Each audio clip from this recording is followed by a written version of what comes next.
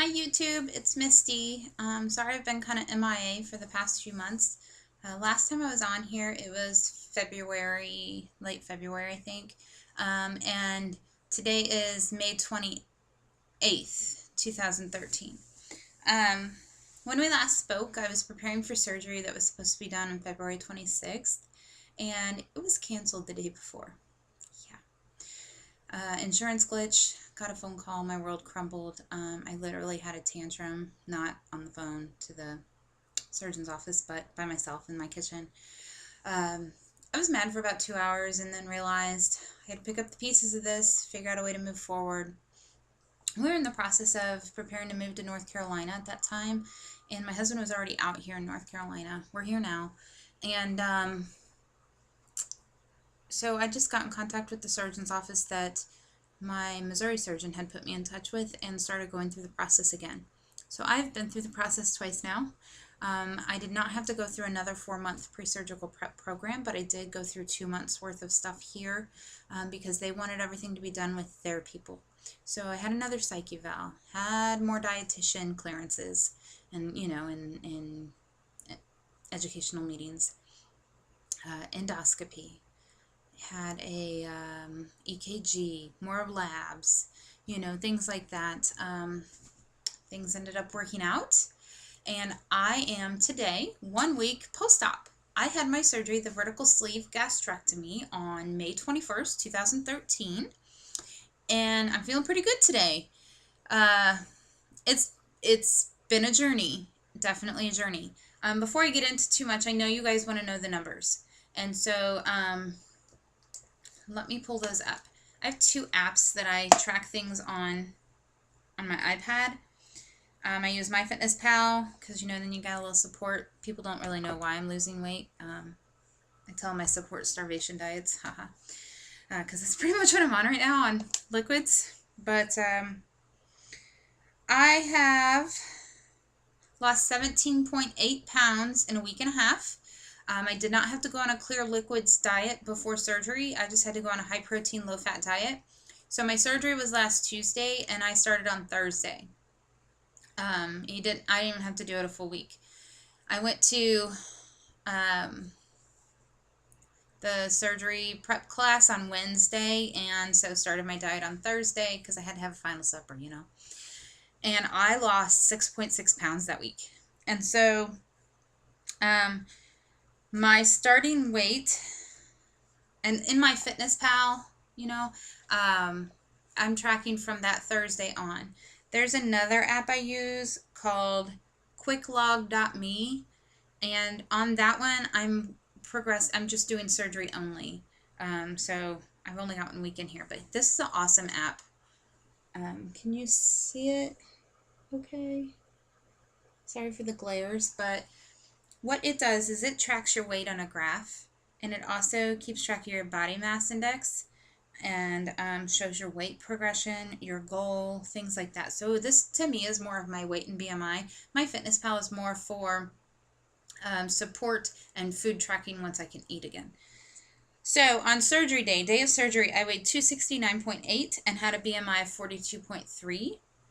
Today, at exactly 1 week post-op, I weighed 258.6. I have a BMI of 40.5, and I'm down 11.2 pounds in 1 week.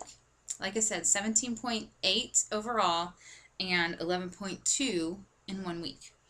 So that's really cool. I'm very happy and inspired by that. I'm also tracking things in my own chart that I created. Let me show it to you. Okay, I'm gonna look anal too whenever I show this to you. I'll be like, whoa, she's a little bit too much. Here we go. Misty's weight chart. Created this my own in Microsoft. If anybody wants a copy of it, I'll send it to you. Just need to message me. And then you can change it however you want and what you need. But sorry, I'm trying to keep the glare on my glasses down, and I'm gonna have to look like this.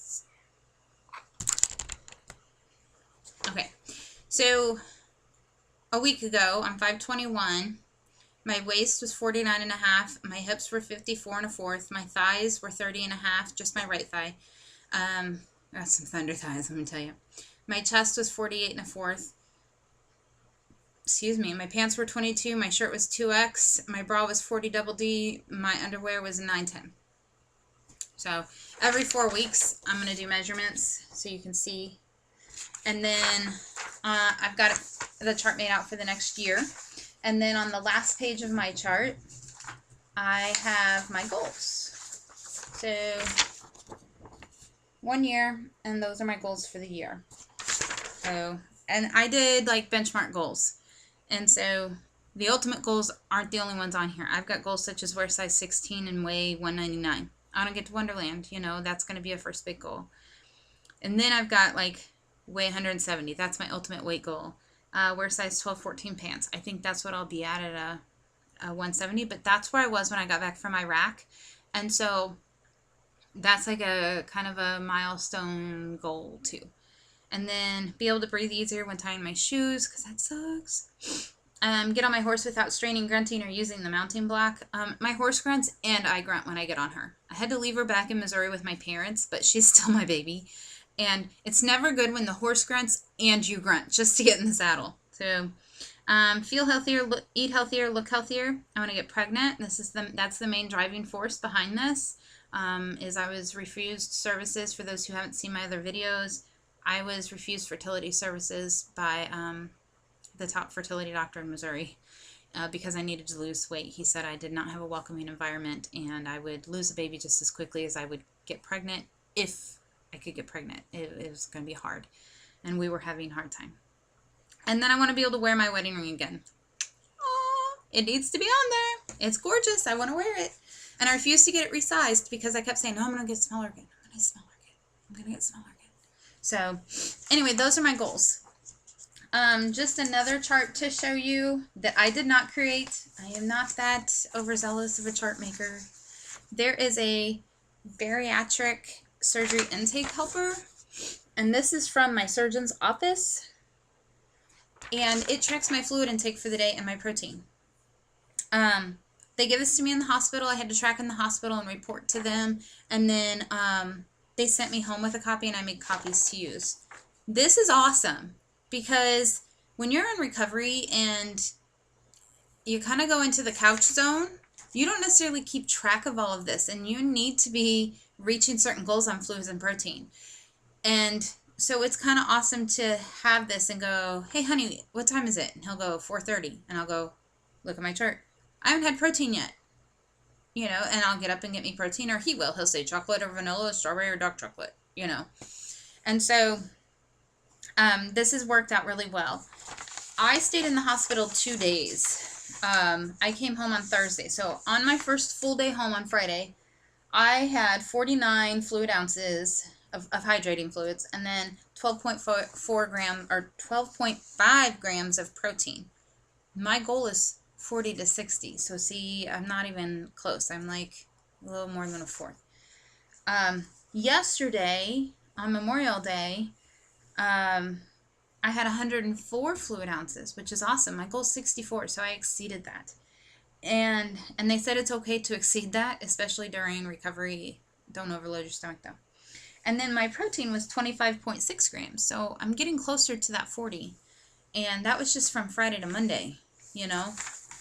So I'm definitely tracking on here. It's very helpful. Let's talk about surgery and hospital stay. I had to arrive there that morning at like 6:45. My surgery was supposed to be at 8:45. It didn't happen until like 9:45 or something. But I have an awesome surgeon. Awesome. He's with Duke Hospital, which most of you know Duke is one of the medical capitals of the United States. So I'm very lucky that things didn't work out in St. Louis and I got hooked up with a doctor at Duke.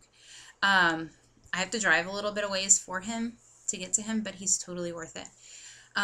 So if anybody needs a recommendation of a doctor and they're in North Carolina, definitely contact me and I'll give you his information. He's awesome.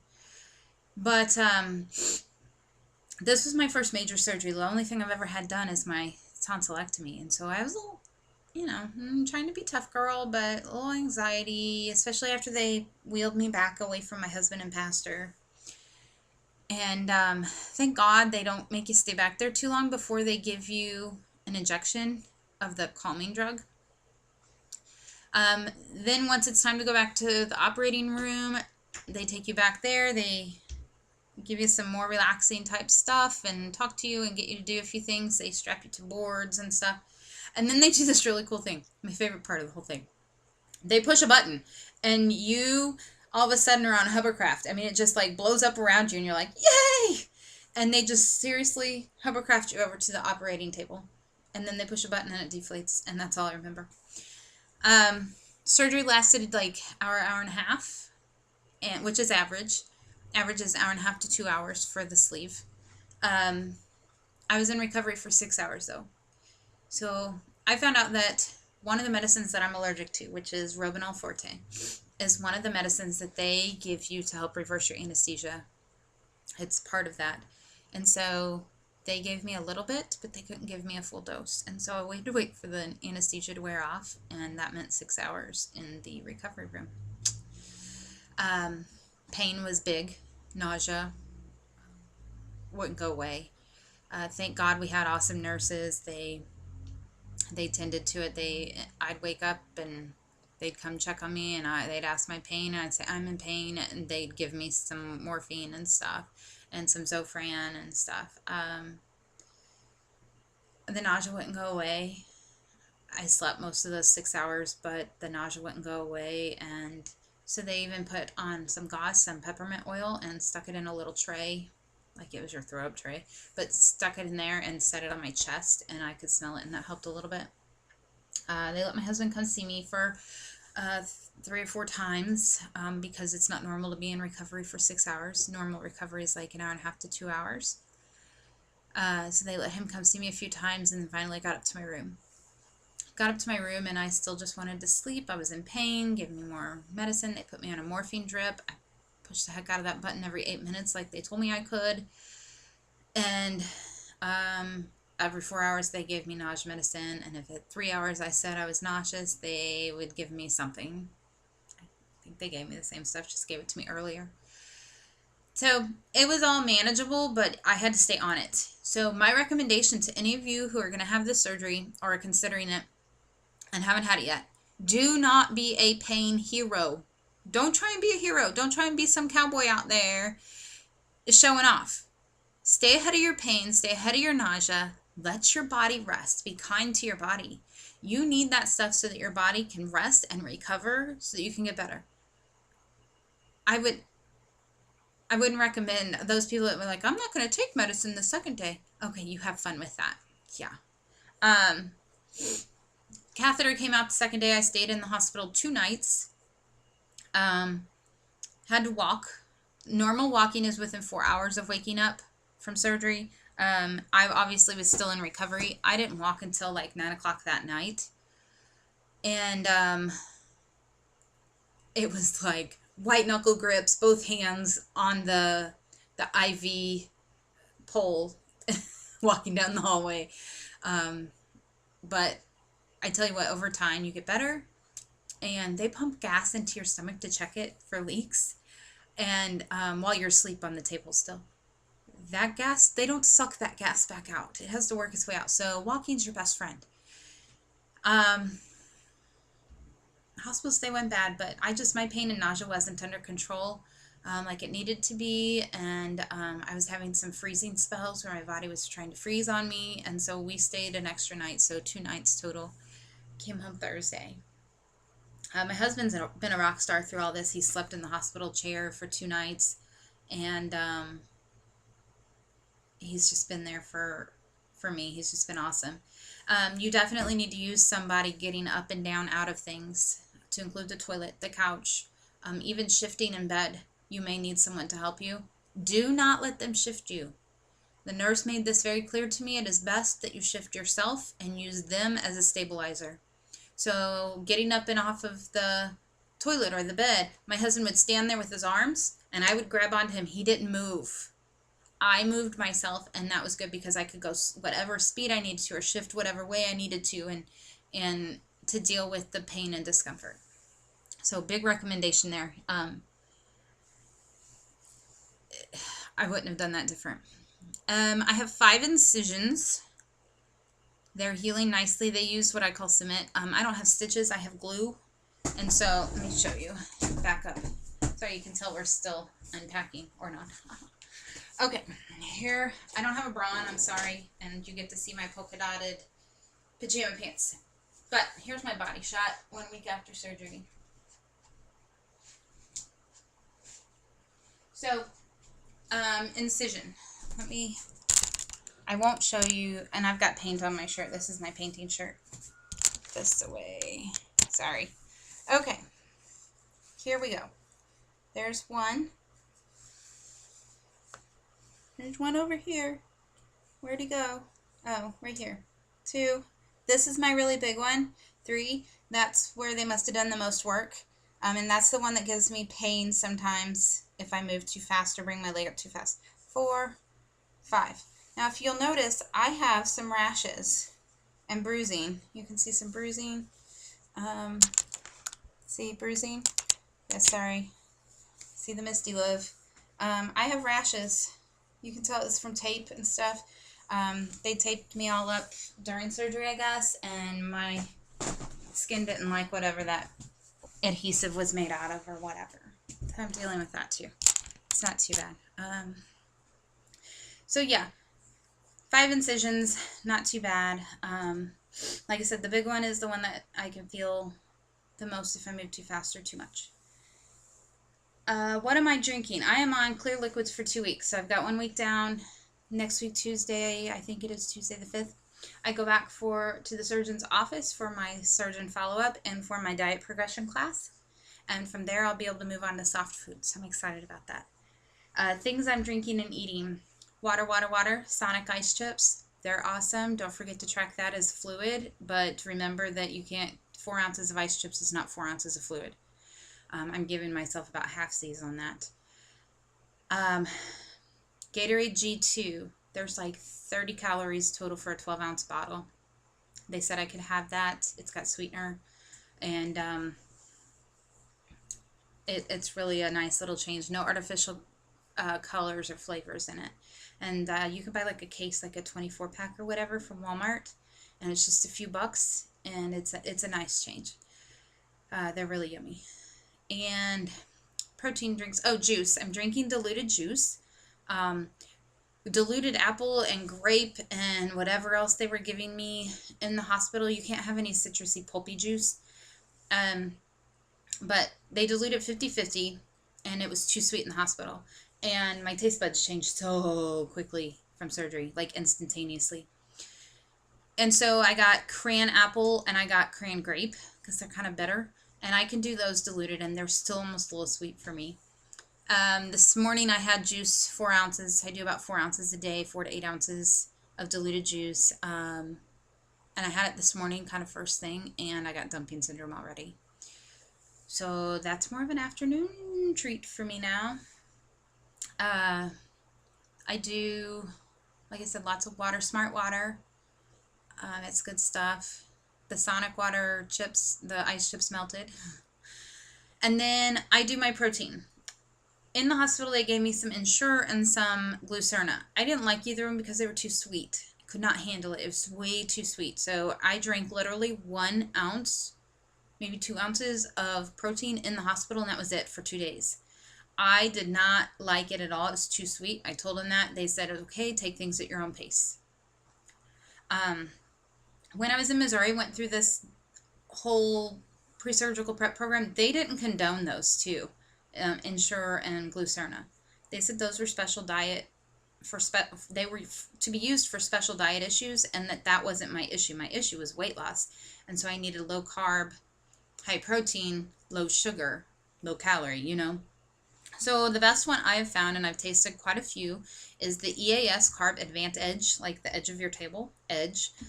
110 calories and 100 calories, depending on which one you get. 17 grams of protein for 11 ounces. So I proportion them up into 1.5 ounce cups, and that's 2.4 grams protein. They're yummy, they're smooth, very little aftertaste. I thought Muscle Milk had an aftertaste, and oh yeah, it tasted powdery, and anyway.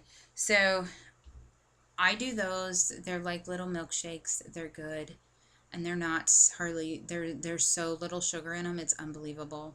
And you can get a 24 pack at Walmart for like 20 something bucks, 27 bucks. So they're like $1 and $1.10 each or something. Nice. So that's what I'm drinking. I'm eating. Oh, I'm also drinking broth. Chicken broth and beef broth taste like crap. So the dietitian said the best thing to do is get low-fat soups, strain them with a very fine strainer, and drink that broth. So my husband gets the chunks off of the soup, and I get the broth, and you've got all that flavor from the soup. It's so good. My husband is awesome. He pre-portions it, measures it, and puts it in the fridge for me with the leftovers. I do 4 ounces of broth for lunch and 4 ounces for supper. Yeah. So that's kind of where I am with everything. I'm taking my vitamins and stuff. I can go over that another time. I think I went over that already before. It's amazing each day how much, if you rest and you focus on yourself in recovery, how much you do progress and recover.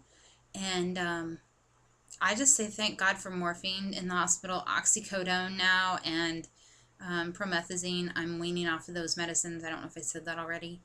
And I just thank God for those medicines. And for an awesome husband. He's been incredible. I've been hibernating upstairs so that I don't have to do stairs because that's painful, slow, and dangerous. And I'm just walking multiple times doing laps in my hallway, and things are improving, and it's amazing. You know, I'm going to get my hair done on Thursday. I'm going to try driving, so that means I have to be off meds for 24 hours. So it's kind of a goal. My hair needs to get done. I'm getting looking kind of scummy. So anyway, thank you all for listening. Send me questions. I appreciate your support, and just be kind to yourselves. You know, this is an opportunity for us to get our lives back, and I really do feel that. This is a tool that we're getting and that we're choosing, and we need to be committed to that, and we need to be committed to ourselves. We only get one body, and I've messed that up before. So I'm going to choke up. So be kind to yourself. Take care of yourself, and take this opportunity, hold on to it, and make the best of it, and be the best you can be. And not like the Army, be all that you can be in the Army. I already did that. 6 years. Anyway, I will talk to you all later, and thank you. Bye.